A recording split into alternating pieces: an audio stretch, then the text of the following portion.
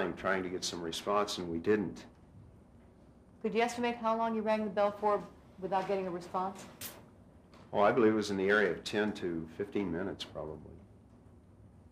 During this time, I noticed a West Tech security sign, which is a private security company that works in that area. And I requested Detective Phillips to contact them to see if we could get a telephone number for the residents. And did he do so? Yes. Did you have a phone with you? A mobile phone? He did, I didn't. Did he use that Yes. to make the phone call to West Tech? Yes. And after making that phone call, what happened next? We continued to ring the bell. In the meantime, I walked back around while the other detectives were there. I walked back around and looked at the Ford Bronco and noticed that the Bronco was parked like it had been hastily parked at the curb, with the front end a little closer to the curb than the rear end. And Detective Furman was with me, or there, when I got there.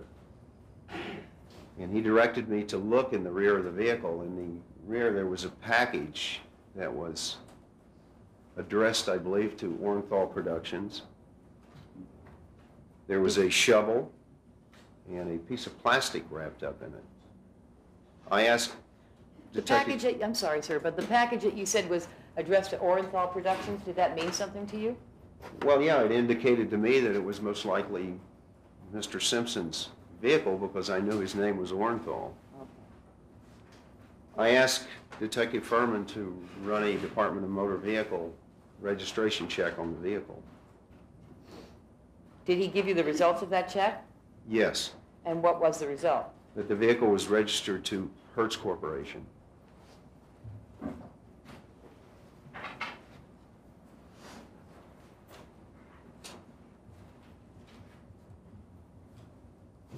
And what, if any, significance did that information have to you? Well, I knew that Mr. Simpson was a spokesperson for Hertz Corporation. I believe it was his vehicle. So you made the observations of the Ford Bronco. Yes. Then what? Walked back around. By this time, West Tech had sent a unit to our location.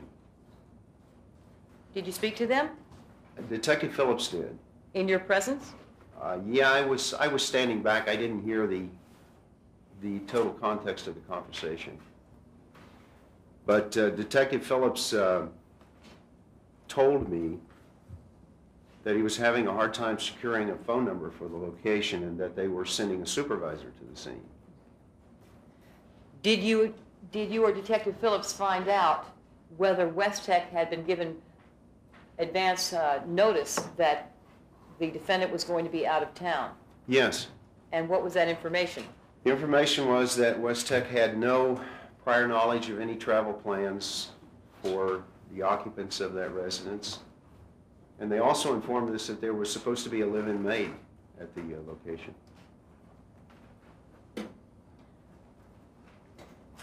Did you wait for a supervisor from West Tech to come out and give you the home phone number? Yes. And what did you do in the meantime? We still attempted to ring the bell to raise someone in the residence. At that point, I was becoming a little worried. It seemed like that there were lights on. We knew there was supposed to be a maid there, and we were getting no response. During this period of time, Detective Furman came to me and directed me back to the Ford Bronco. What did he tell you? Pardon? What did he tell you? He told me that he saw what he believed to be blood on the car, and he directed me back to the vehicle and pointed out an area along the driver's side door handle of the car. I looked at it, and it appeared to be blood to me also. At that point, I told Detective Furman that I was really worried, based on the fact that we had a very violent murder scene within 5 minutes of Mr. Simpson's residence. We had no knowledge of any travel plans that he had. The security company was not notified. There was supposed to be a live-in maid there. There were lights on in the residence, and there appeared to be blood on the outside. I became very concerned at that point. Now, at some point, did the West Tech supervisor arrive? Yeah, he was there. He was there. He came. He gave a phone number to Detective Phillips. And did you dial that phone number? Detective Phillips did with his mobile phone, yes. What was the result of that? We got an answer phone from inside the residence indicating the voice on the answer phone something to the extent, "This is OJ. I'm not here, leave a message," or something like that. So there was no response using the No. home phone? No, there was an answer phone. So at this point, having received no response through phone calls to the house or ringing at the gate, with lights on in the house, and all that you learned from West Tech, you saw the blood on the Bronco. That's correct. What did you decide to do? Your Honor, I'm going to object to the form of the question. Mr. Shapiro, Mr. Ullman apparently is handling this part of the No, I'm meeting. going to do this, so, You're going to do, yes. So I would make an objection at this point in time that the question, 90% of it is restating his testimony. The question was, what did you do next? Motion to strike the question. well, the question's not evidence. No, I understand that, but we object to the form of the question. Ms. Clark, I really am paying attention. You don't have to repeat everything. I'm sorry, Your Honor, I didn't mean to indicate that you weren't. All right. I was just making a foundational showing with the officer to bring him along. But- All right. So based on all you knew, what did you decide to do? I conferred with my partner very briefly, told him my concerns, and made a decision that we should go in there to check and see if everything was okay. What were your concerns, sir? Well, my concern was, again, we were within 5 minutes of a very, very brutal murder scene. I knew that the scene was connected with Mr. Simpson because it was his ex-wife and children were there. After arriving there and learning that no one had any knowledge of any prior travel plans, seeing lights on in the residence, being told that there should be a live-in maid, I was concerned that something had occurred there, whether I had a second murder scene, whether I had someone injured, whether I had someone that was stalking Mr. Simpson and his wife, whatever. I become concerned that someone could be hurt or injured in that location.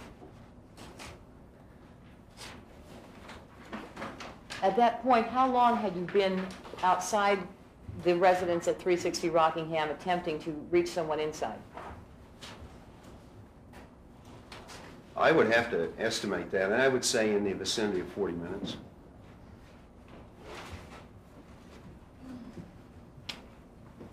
Did you make any attempt to verify whether the blood, what you thought was blood on the Bronco, was indeed blood?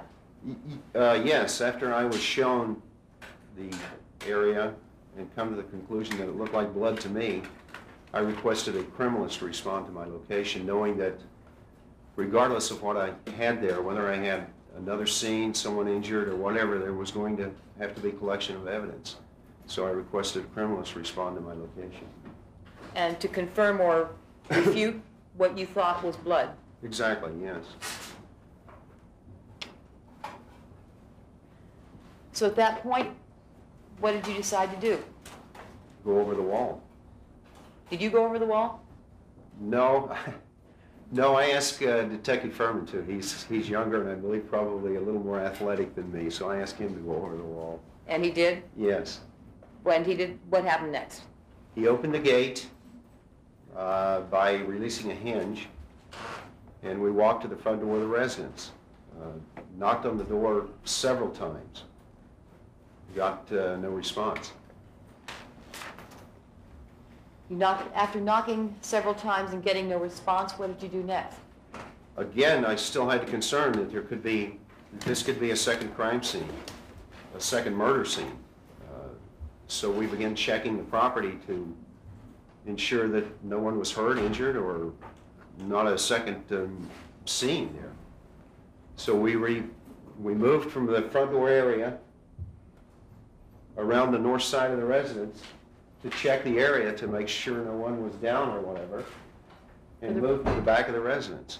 For the record, the witness was pointing to the path indicated by two parallel lines curved to what appears to be an indication of foliage on the illustration on the Ashford side of the residence. And where did you go when you went up through that Ashford side of the residence? I was actually behind. My partner and Detective Phillips were in front. And as I walked through, I noticed a pool area, a tennis court area behind, and I was looking to see if I could see anything on the grounds as I'm going back. What do you see? What do you mean by anything? What were you? Any persons down? Anybody hurt? Anything? I didn't really know at that point what I had or what I was looking for. Did you? So you were just walking back there and scanning the area? Yes, as I walked back on the walkway. Was it lit back there? What was the lighting like? No, it was dark. Where did you go? I followed Detective Phillips and my partner, Detective Lang, to a guest house area, which is at the rear of the location on the south side of the property. Do you see that indicated on the defendant's exhibit? Yes, I do. Can you point it out for us? Yes, I crossed along the back of the residence between the pool and the home into this area. Should I hold it if you're honest? That's right, if I stand up. Can you point that out for the board? Yes, we came down the walkway around the back of the residence, observed this area, and walked over here and started to knock on the doorways. And is that the area on the diagram marked Cato's room? That's correct, yes.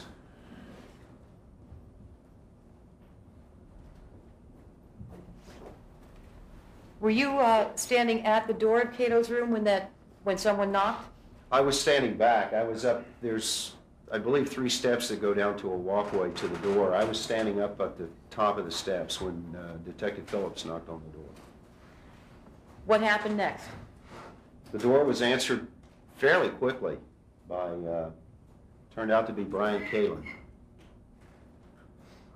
Detective Phillips asked him if there was anybody else on the property, and he said, yes, Arnell Simpson was in the room next door,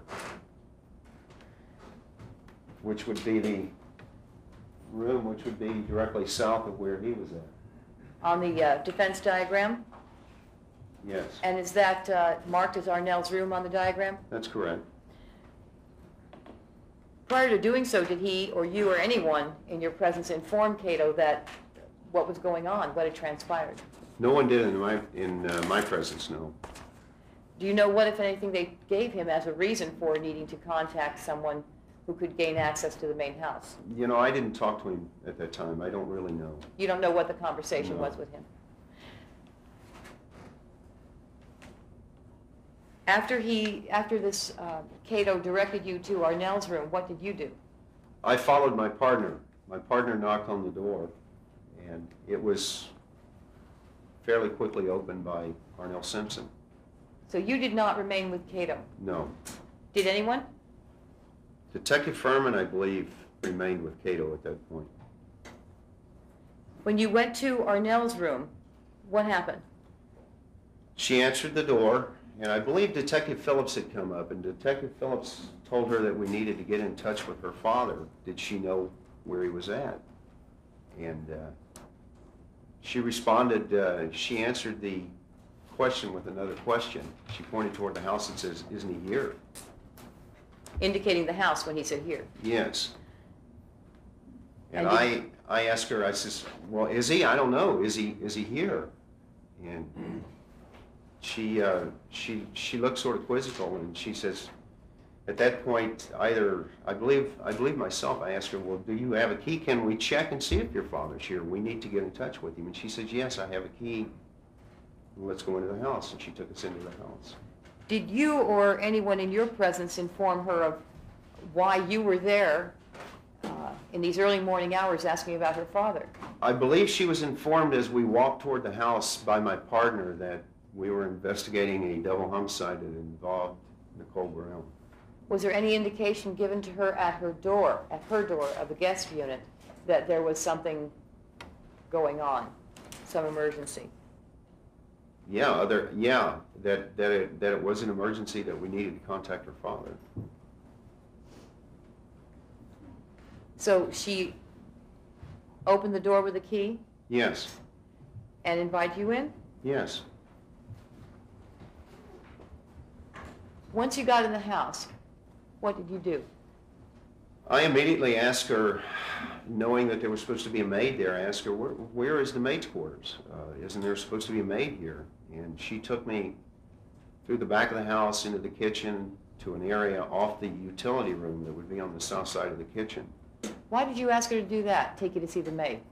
Because I was worried. I didn't know what was going on. I didn't know whether the maid was there, whether she was injured, whether she'd been murdered or what. I needed to find out. So Arnell took you to the maid's bedroom? She took me to the room, opened the door, and you could look in and see that there was no one there. Did you look to see whether there was any signs of struggle or violence that occurred there? There didn't appear to be in that area of the house, no. Now, why was it that you asked to go into the house to check on the whereabouts of the defendant? To try and find out if he was in the house, or if the maid was in the house, or if anybody was in the house. But you received no response when you called the phone and rang the bell on the intercom. Didn't that tell you that he certainly was not at home, or the maid was not at home? No, not at all. Going back again, we had knowledge that West Tech had no prior knowledge that there was any travel plans. We had knowledge that there was supposed to be a live-in maid. We had just come from a very violent murder scene. We see what we believe to be blood. We could have had a second murder scene there, or we could have had someone injured there. We needed to check that. So you were inside the house with Arnell after seeing the maid's room. What did you do next? She came back into the kitchen area where my partner and Detective Phillips was, and this is all happening very quickly. She believed she told Detective Phillips that she could find out her father's location by calling his office. They would always know where he was at. And she placed a phone call. Now, while she was placing that phone call, where were you? I had moved back toward the back of the house. I was intending on going out to look around the grounds. What for? To see if there was anybody hurt or injured there. Where were the other detectives? Detective Lang was with Detective Phillips, and Detective Furman was, I believe, still in the back with Brian Kalin. Now, you say Detective Lang and Detective Phillips. Where were they? They were in the kitchen area with Arnell Simpson. With Arnell. Did you search the house? I briefly looked as I moved back toward the back. I didn't see anything unusual in that portion of the house. And shortly thereafter, Detective Furman came to me and says, hey, you've got to talk to, he was calling him Cato, Brian Kalin. Listen to what he has to say. When I say did you search the house, did you go upstairs? No. Look around? No. Did you go into the den area or the living room areas or the dining room areas? I could see the majority of the downstairs of the house from where I was at. Did you go to look under cushions or in cabinets or in No. linen closets? No. So the nature of your search, quote unquote, was that you walked to the back of the house and looked around to make sure you saw no one. Exactly. I was looking for people, not other things. People, not evidence. Yeah. Were you present in the house while Arnell made the phone call to try and locate her father? I believe at that point when she was making the phone call is when I started walking toward the back, and was shortly thereafter approached by Detective Furman, who directed me to sit down at the bar area and talk to Cato. And did you do that? Yes, I did. What did Cato tell you? Well, prior to that, Detective Furman had told me that Cato had told him that he'd heard a very loud noise on the south side of his room, and that he was going to go back there and check and see if everything was okay. And he told me ask him or have him tell you about this noise that he heard. And I sat down there and talked with him, and he told me that that evening he had heard a very loud thumping noise outside, that he thought it was an earthquake, and it had actually moved the picture on the wall of his room. Having heard that, what did you think? Well, again, I had the same suspicion. It's very unusual to hear loud thumping noises outside your bedroom. I thought possibly somebody was hurt or somebody was down out there, and that's why Detective Furman was going to that location to check. At that point, when you sat down and talked to Cato, had contact, to your knowledge, yet been made with the defendant? I believe it was being made at that point. Were you privy to that conversation? No, I was not. And when I say that conversation, I mean between the detectives and the defendant. No, I was not. At the point that you spoke to Cato, what were your concerns? My concerns that, again, knowing all the information I knew, my concern was that someone was hurt, someone had been killed, someone had been injured at that location.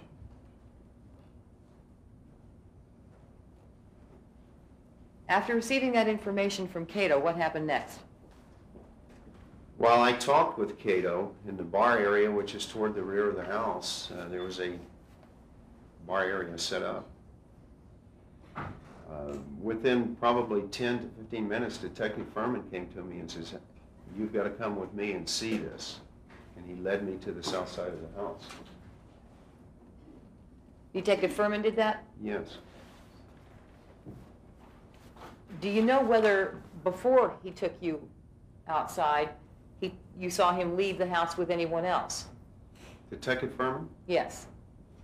The last time I saw Detective Furman, he was by himself. Then you were not privy to his movements, I take it? No. Okay. Where did he take you? Do you want me to show you with the pointer? Sure. He On the took me- defense exhibit, the defense diagram? Yes. He took me from the back area of the house around the north side, across the front, and into a small walkway on the south side of the residence, which would be the common wall that connects the main residence with the guest house residence on the south side, here. He didn't take you out the front door?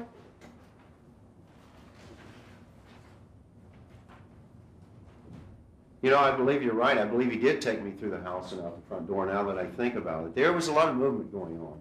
But I think you're right. I think we walked from the back through the front door and came around. But you could... Your Honor, I'm going to object to the point of the question. Clearly was obviously leading and suggestive. The officer now is saying, yes, you're right. That he's referring to the leading and suggestive nature. It's totally improper. Should not have been asked. And the answer should be Your Honor, I think a simple... Overrule, Ms. Clark? Oh. All right. We are going to take the morning break at this time. It is a little bit after 10:15 for 15 minutes. I'll remind you, please do not discuss your testimony with anyone, and we'll continue in 15 minutes.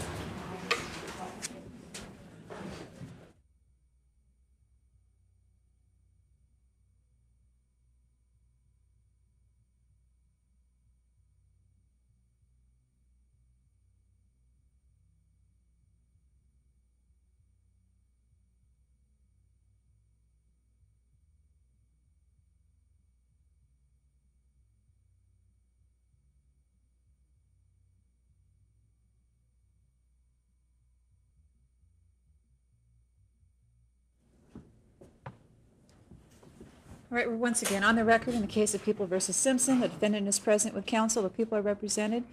Detective Vannatter is on the witness stand. I remind you that you're still under oath. Yes, Your Honor. Ms. Clark. Thank you, Your Honor. May I interrupt very briefly? I just received Yes. the curriculum detail of the expert we're going to be calling on the blood work recommended, and I'm handing it to counsel now.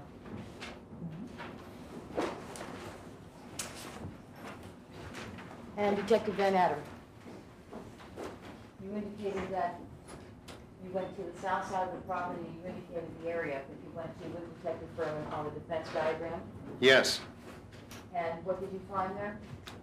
Detective Furman pointed out a man's leather glove to me. Showing you the exhibit that's marked as People's 9 for identification.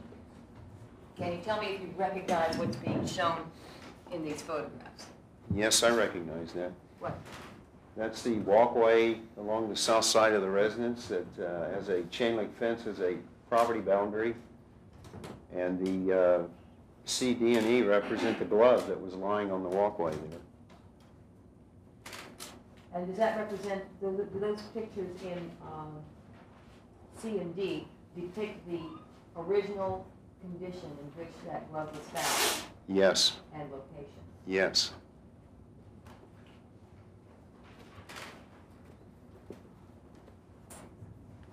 Was that glove significant to you?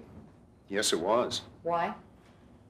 It appeared it was a right-handed brown leather glove that appeared to be a match for the glove that the left-handed glove I'd seen at the original crime scene.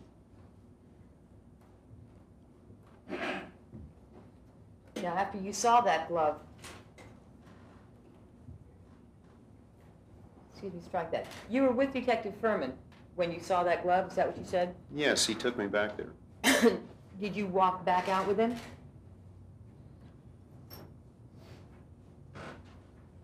I believe I did. He went to get, I believe, Detective Lang or Detective Phillips to also show it to him. So he took each of you back there to show the glove? Yes.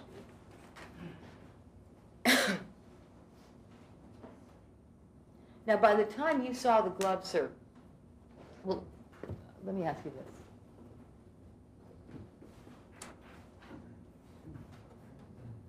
Can you point out the route you took back after you saw the glove?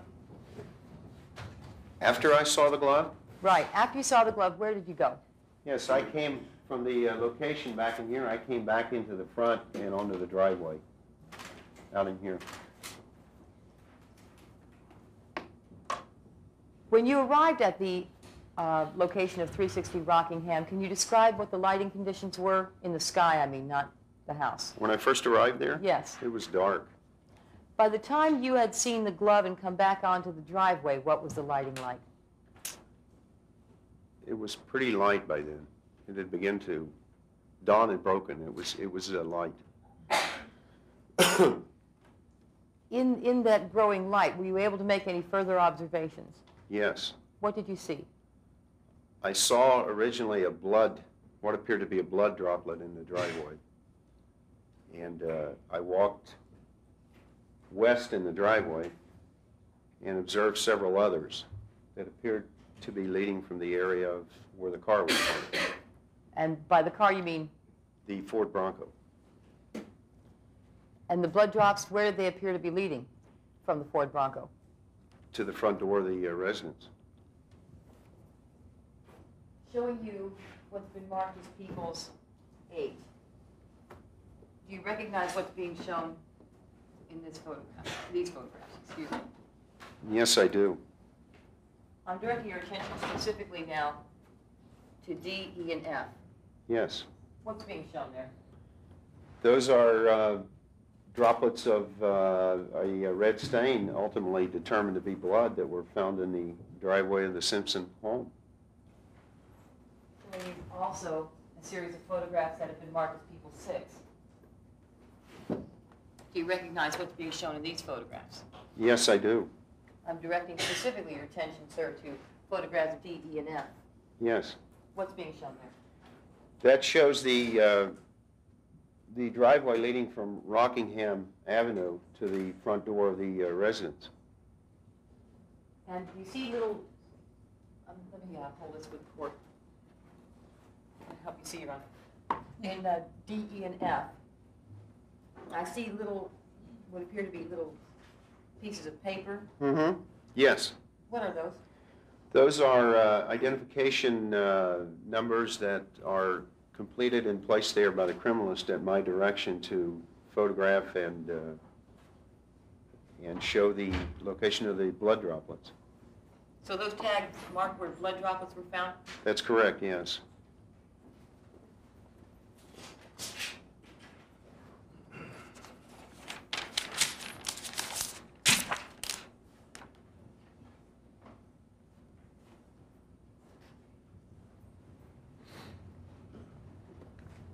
if you know, sir, what time was it when you made the observation of those blood droplets in the driveway after you'd just seen the glove?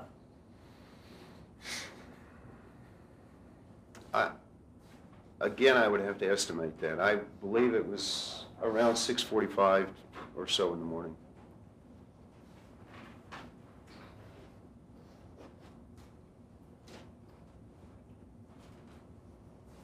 Now, backing up for a moment, at the time just prior to the glove being found, what were you trying to do? What was your state of mind with respect to what you were doing there at 360 Rockingham just before the glove was found? We were there to ensure that all the occupants were safe, that a notification was made of the death of Nicole Brown, and that a disposition was made for the children that we had. And to that end, I think you indicated before you were trying to locate the defendant. Yes. What steps did you take to locate the defendant while you were inside the residence? I looked around the bottom area of the home, and at that time, telephone calls were being made. And during that period of time, I was informed that, I believe by my partner, that Mr. Simpson had been located in Chicago. Now, when that was going on, what were you doing? I was between the kitchen area and the bar area with Cato. So this was all these events were kind of happening at once? Yes. We were actually spread out. We were not all together all the time.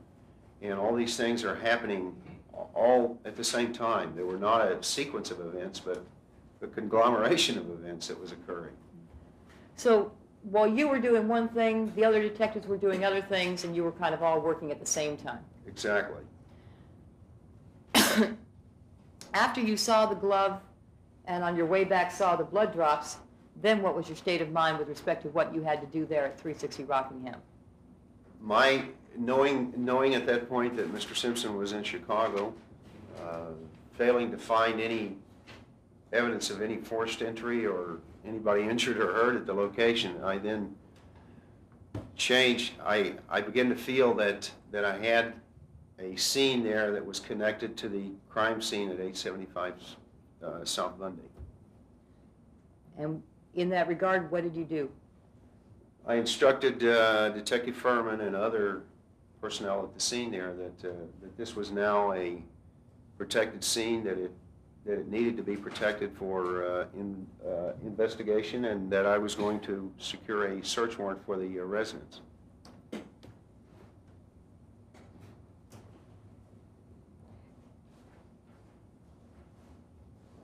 Now, had the criminalist arrived yet? No. So you had already secured the location for the purpose of securing a search warrant before the criminalist got there? Yes, I did not leave the location at that point. I waited for the arrival of the chemist for a couple of reasons. I wanted to be sure that what I was seeing was blood, and I wanted to be sure that the evidence was protected. And in the Los Angeles Police Department, at murder scenes or crime scenes, criminalists collect and protect the evidence.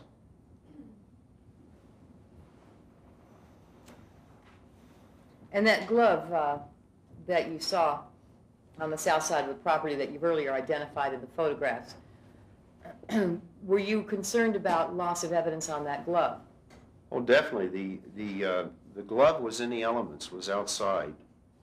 There could possibly be trace evidence on it, fiber, hair, what have you. Also, there was an animal, a dog, running loose in the residence lawn. And I wanted to make sure that it was protected before I left that scene.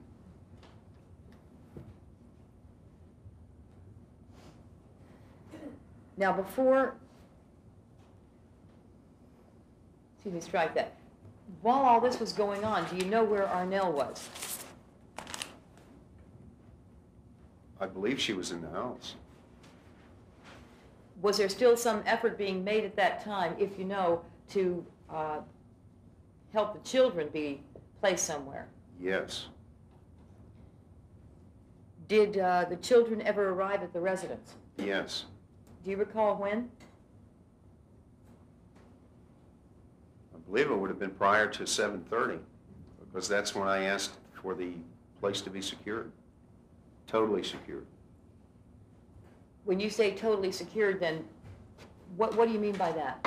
I asked Arnell and a friend of hers, Al Cowlings, that she'd call to help her pick up the children, if there was a place that they could go away from the residence to eliminate any possible contamination of any evidence that may be in the house, and they said yes. And at that point I asked them if they would mind doing that, and they said no. Do you know when, do you know if Mr. Collins came and brought the children with him to 360 Rockingham? No, I believe the sequence of events on that is, I believe a phone call was made to Mr. Cowlings after notification had been made to Mr. Simpson, who instructed, I believe, my partner to release the children to his daughter, Arnell? Sims. I believe she called Mr. Cowlings. He responded to the residence and took her to West LA to pick up the children.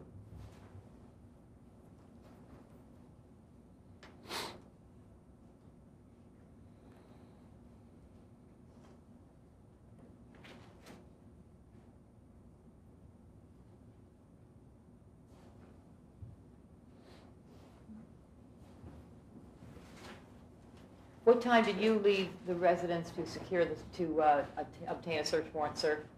Approximately 7:30.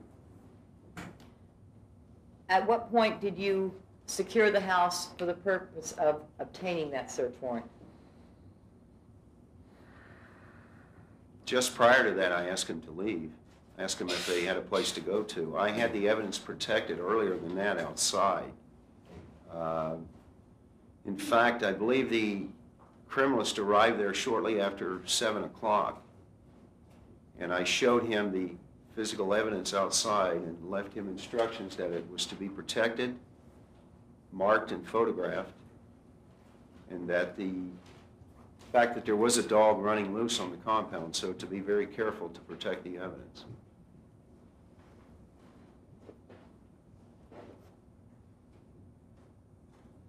So let me ask you this. What was the time frame between seeing the glove and the blood drops in the driveway and then securing the house for a search warrant?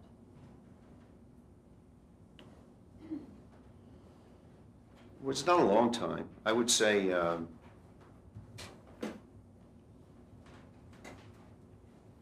no more than 30 minutes total. Could be less? It could be, yes. Okay. Were you looking at your watch to time every event that occurred? No. So are the times you're giving us estimates? Yes. Okay.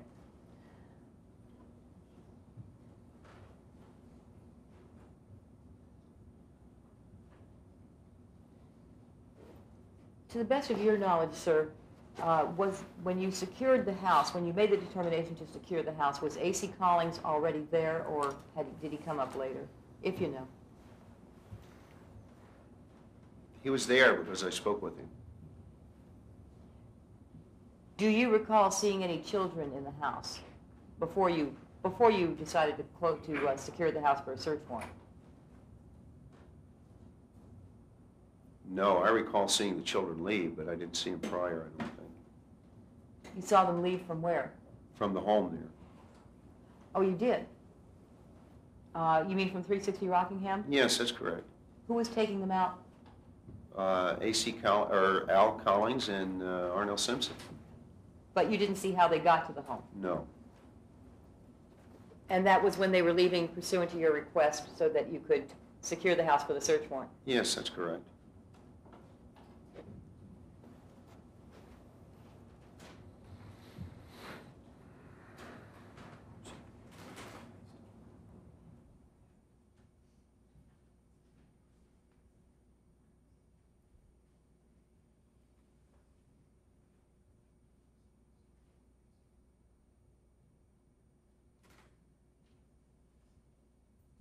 I have nothing further. Mr. Shapiro. Thank you very much, Your Honor.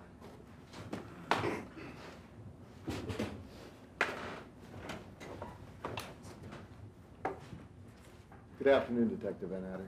I Or think good it's good. mid-morning. Good mid-morning, we haven't taken her after. Good morning, Mr. Shapiro. Detective Vannatter, with your experience as a Los Angeles police officer, are you one of the more senior detectives in your unit?